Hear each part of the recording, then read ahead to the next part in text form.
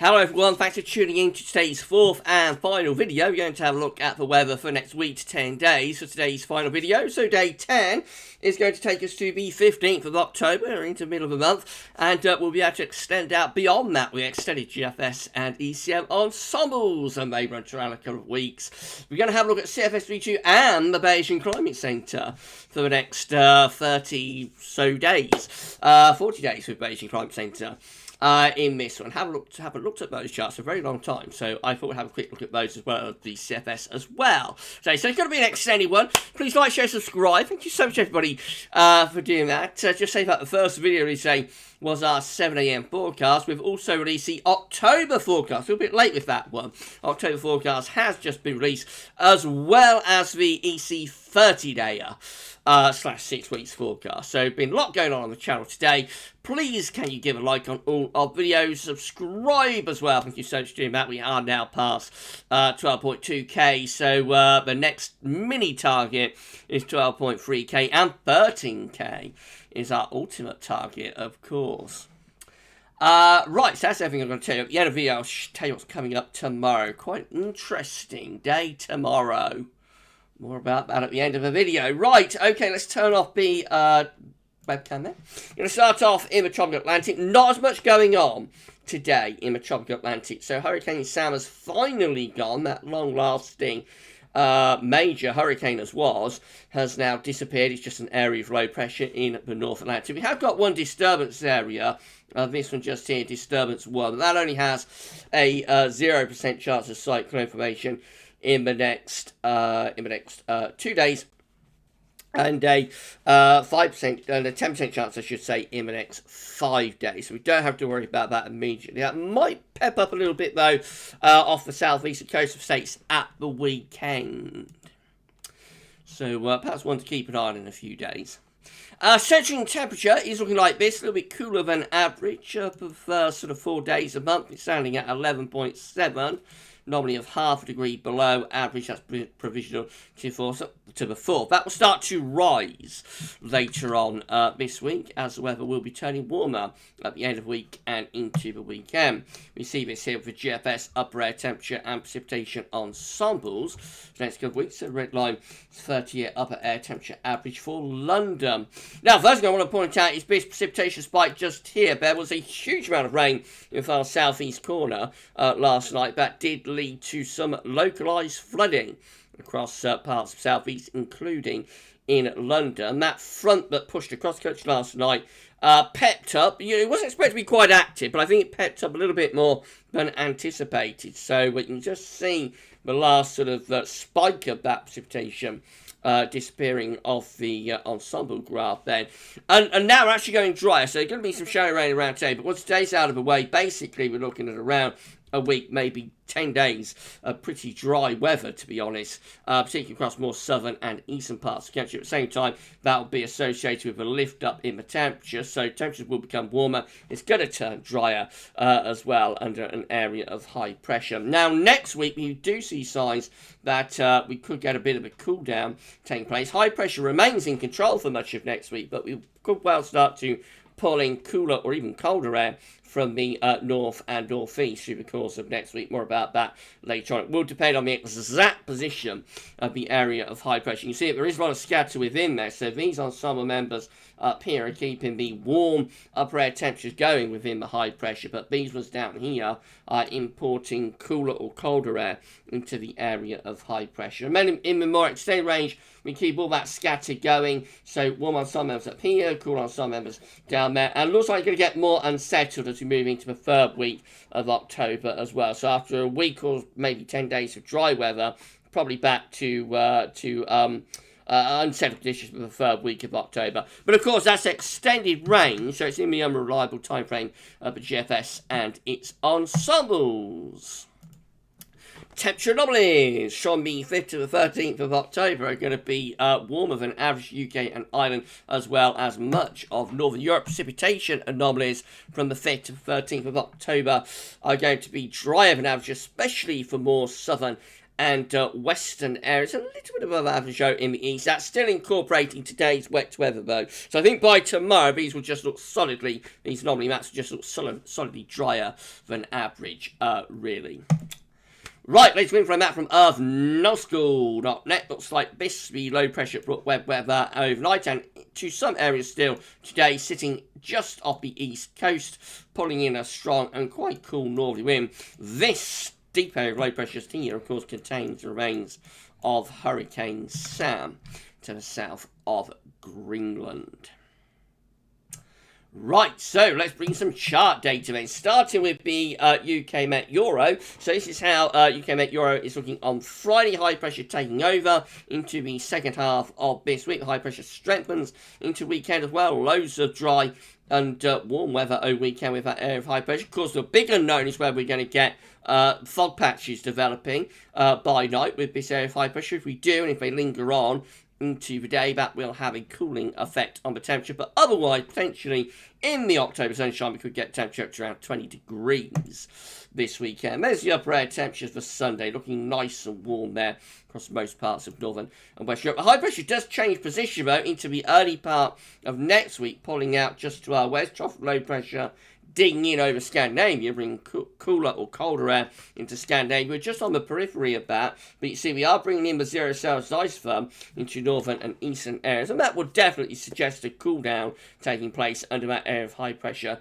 through the second half next week. The effect of that will probably be to increase the risk of overnight fog, and we might start to see some ground frost developing, especially in more northern and eastern areas.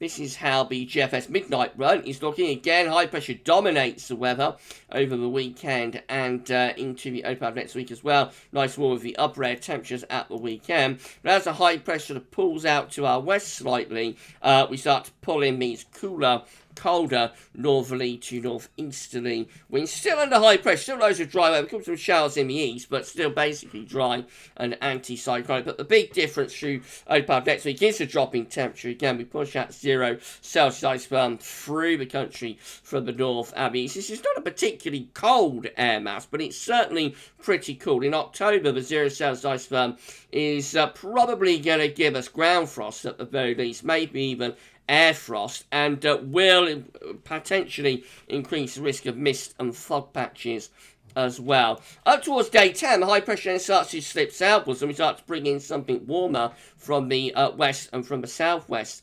Again, and then in the more extended range, we actually pull in a very mild or even really quite warm southwesterly wind. This feature just here, down here, close to the Azores, is the remains of a tropical storm and or hurricane as well, and that's just increasing generally the warmth again in the North Atlantic. So yeah, you know, got low pressure deepening in the Atlantic, another ex-hurricane and or tropical storm pushing northwards, and just generally increasing the temperature through, you know, into the middle part of the month. This is Sunday, 17th of October. And then right at the very end, we start to pull in cooler air from the northwest as well. So again, very much alternating air masses, sometimes warm, sometimes cool. All the time, looks like the south is basically close to high pressure, keeping things mainly dry there. Up in the north, it is turning more unsettled. The 6Z GFS looks like this. Again, high pressure over and to the east of the country on Friday into weekend. Lots of dry weather, pretty warm. Early next week, high pressure on the move, pulls out slightly to our west. We start to bring in colder air into that area of high pressure from the east to the northeast. Again, we sit with the upper air temperatures, 0 Celsius ice firm, moving in from the north and from the east. Actually got the -5 Celsius ice firm close to the northern parts of Scotland. There might bring a wintry shower to the Northern Isles, perhaps. Basically, it's high pressure dominated through next week, so dry, but the difference is the change in the air mass through the early part of next week, a definite cool down, and maybe even becoming quite cold, especially so at night under that area of high pressure. So look at day 10, the high pressure still there, starting to bring in something a bit warmer around the top of high into northern parts of the country. And then again, in the extended range, that high pressure slips southwards, low pressure reinvigorating in the Atlantic to the north and west. Again, this area of low pressure here around the Azores contains the remains of a ex-hurricane or tropical storm, and that's just pumping warmth and heat northwards into the North Atlantic once again. So in the extended range, that's 17th of October again, upper air temperatures temperatures are looking pretty warm, but it's turning more unsettled, it's turning windier and wetter with this vigorous area of low pressure moving in from off the Atlantic, potentially bringing much wetter conditions into the third week of October, and potentially something a little bit colder from the north as well, trying to get in with that area of low pressure as we end the GFS 6Z run. GM, looks like this. If you enjoyed the video, then please give me a smash like button, make sure you sub to the channel. Thank you so much for doing that. Drop a comment, let us know what you think about this and all of our videos. That's amazing. Thank you so much for doing this for GavsWeatherVids. This was GM. High pressure is in control across England and Wales on Friday. Still some lower pressure out to the northwest. Again, this low to south of Greenland, Iceland does contain remains of Hurricane Sam, but it's going nowhere fast. And the situation over the weekend is that high pressure just takes over and dominates the weather. Early next week, high pressure pulls out to our west. That is a little bit of retrogression, by the way. Someone asked me if this high pressure, ending up early next week to the west of the UK and Ireland is retrogression. Yes, it is. That high pressure is retrogressing from east to west, not becoming northern blocking feature, but a little bit of retrogression is there through the early part of next week, and that brings the wind in to the north through the early part of next week. So yes, cool down again on the 6Z. We import the 0 Celsius isotherm into that area of high pressure. Actually bring the -5 Celsius isotherm well southwards into Scotland there, which would suggest that there could be some wintry showers for northern and eastern Scotland early next week. But otherwise, high pressure dominates, so it could be mainly dry, but it will be quite cold. Later next week, high pressure begins to slip southwards as we move towards day 10. We start to bring some warmer air around the top of high pressure into the UK and just stir things up a little bit, starting to turn a little bit wetter across Scotland, for example, with the GEM. And then we've got the ECM WF as well, finally, for these charts. So again, all much of this on Friday, and into weekend, high pressure takes over, and it's a pretty warm ridge as well. Early next week, high pressure sort of pulls out to our west. We start to bring in something cooler from the north into that area of high pressure as the upper air temperatures for the early to middle part of next week show the 0 Celsius isotherm pushing through, whereas 5 Celsius isotherm gets northern Scotland. So again, definite cool down through the early part of next week. And then we finish up with high pressure still in control of the weather, just starting to bring something a little bit warmer into that high pressure from off the Atlantic. So all the models are in agreement, really, about what's happening. Generally dry, anticyclonic and quite warm over the weekend. Dry, anticyclonic through most of next week, but gradually through the early to middle part of next week, the area of high pressure becomes colder as we bring in the wind from more of a northeasterly direction. So a growing risk of ground frost and maybe fog patches with that area of high pressure through the course of next week, probably by day 10. Still mainly anticyclonic, especially from the south, and becoming warmer again. Right, let's have a look at the precipitation forecast based on that ECM run from Tometeo.com. So, once again, today's wet weather out of wave rain is mostly to the north and to the northwest. There is a little bit of rain pushing through there at the end of this week and into weekend in the far southeast corner. But really high pressures controlling the weather through much of the period. Later on, though, we start to get wind in from the north. So that brings this weather system in. I suppose that's like a cold front, probably. Coming in from the North Atlantic, and that lowers the temperature as we pull wind into the northeast. I would be surprised if that cold front is as active as that. It's coming into an area of high pressure, so I reckon in the end that'll probably be quite weak, maybe no more than a band of cloud. But it will mark the change into those colder temperatures within the area of high pressure. And then up to day 10, quite a lot of dry weather continuing. These are the October table within the ECM ensembles today for day 10. Gets us to the 15th of October. 25 members of the ECM ensembles have high pressure pulling out to our west, trough of low pressure to our east. So going to be a lot of dry weather with that, but will be quite cool, maybe even pretty cold, with winds in from the north. And could be some showers in the east as well. 17, climate control and the operation run have high pressure more or less over top of the country, but around the ridge we're probably bringing wind from quite a cool northeasterly direction. And then 9 just here with high pressure right over top of the country. Mainly dry with that, and probably a little bit warmer as well with the wind coming in from like a west or southwesterly direction. 2 weeks' time means that the options that we've got will get us to the 20th of October. 14 members of the ECM ensembles have high pressure still dominating over top of the country. Another 14 have high pressure to Scandinavia. Scandinavian high winds in from the east. That'll probably be quite chilly with those easterly winds. 12 have low pressure breaking through from off the Atlantic, turning things more unsettled.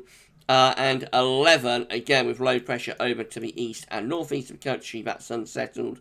And it's threatening to bring in, like, a northwesterly and turn things unsettled and colder. So, yeah, you know, it's a bit of a split, really, by the time we get 2 weeks out, whether we're under high pressure or low pressure, really. CFS V2 looks like this. These are 500 millibar heights breaking down into week periods. The first week period takes from the 5th to the 11th of October. Coming week dominated by high pressure, of course. The high pressure is just to our east, northeast, bringing in wind from an easterly direction. So yeah, not overly warm, but it is warm initially and then it turns a bit cooler.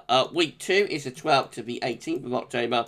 High pressure is more or less over top of the country. This trough will bring quite cold air into northern, northeastern parts of Europe. We're on the periphery of that, but probably import some cooler air into the area of high pressure.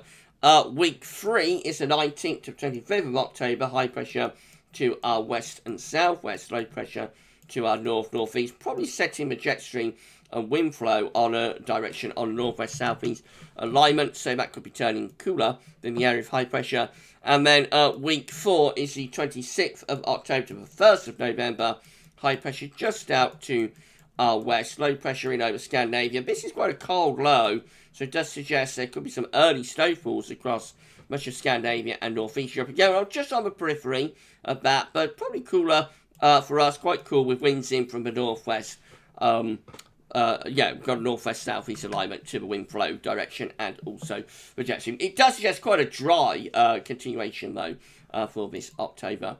Beijing Climate Centre last week, 500 millibar heights bring down to week periods, 10-day periods, I should say. First 10-day period will take us from the 6th to 15th of October. High pressure, above average heights dominate, so mainly dry and reasonably warm in week ahead. Week 2 will, talk about the second 10-day period. It's been a long time since I showed these. Second 10-day period will be the 16th to the 25th of October, with the above average heights pulling out to our west, probably bringing some lower pressure through here with, again, northwest-southeast alignment to jet stream. So that's kind of in line with what CFS is showing. The third 10-day period will be the 26th of October to the 4th of November. Again, high pressure pulls out to our west, low pressure to our northeast and over Scandinavia. Again, that probably suggests like a northwest-southeast alignment to the jet stream setting up. Could be turning a bit more unsettled later in October and cooler as well. And then the final 10-day period looks quite interesting. This is the 5th to the 14th of November. Where the Beijing Climate Centre then suggests high pressure in the North Atlantic and heading up towards Greenland and Iceland. Lower pressure down here, and that could definitely start to pull in winds from more of a northeasterly direction. So later in October and into November, we might be starting to see signs of a little bit of northern blocking setting up, and maybe even some colder weather perhaps into November. Could we have a cold November? Remember, GavsWeatherVids autumn forecast suggested a mainly dry and warm September. A lot of dry weather and still probably quite warm for October. And then a flip in November. But we did not know what flip would be. We wasn't sure whether that would be a flip to something a lot colder or something a lot wetter. But always the idea was there. But November could do something significantly different to September and October. Are we seeing signs of that within the Beijing Climate Centre? Let me know in the comments what you think November has in store. Right, if you enjoyed the video, that's it. If you enjoyed the video, please can you smash the like button, make sure you sub to the channel, you see future weather content. If you do that, tell your friends and family to subscribe as well and help get us to our ultimate target of 13,000 subscribers. And drop a comment, let us know what you think about this and all of our videos. Last thing I'm going to do is just go through what's happening tomorrow. It's going to be an exciting day. We're going to start off, of course, with the 7 a.m. forecast. USA forecast tomorrow as well. dim, and it's Wednesday, along with 10 to 14 down. It's going to include all the regular features. But then at 7 p.m. tomorrow, we're going to have a little sneak peek for Christmas. So, GavsWeatherVids Christmas updates begin always on the first day of November. That's when we begin the official Christmas countdown on the 1st of November. But in October, we always like to do a couple of sneak peeks. Now, that would normally be like a written thing on the website, because the website is gone. I'll pull a plug on that. So, I've got nowhere to post a written post. So, instead, we're going to do a little sneak peek video, I think, tomorrow. Well, I know we're going to do that tomorrow. And there'll be a couple more of those coming up during October as well, just to whet your appetite and get you ready for Christmas updates and the Christmas countdown, which, of course, formally and officially starts on the first day of November, which is all that long away, let's be honest. But yeah, sneak peek for Christmas coming up tomorrow at 7 p.m. Just a bit of fun, and yeah, so that's going to be an interesting watch. Right, you enjoy the rest of your Tuesday, and I'll see you tomorrow for our videos. But for this one, that's all for now, and thanks for watching.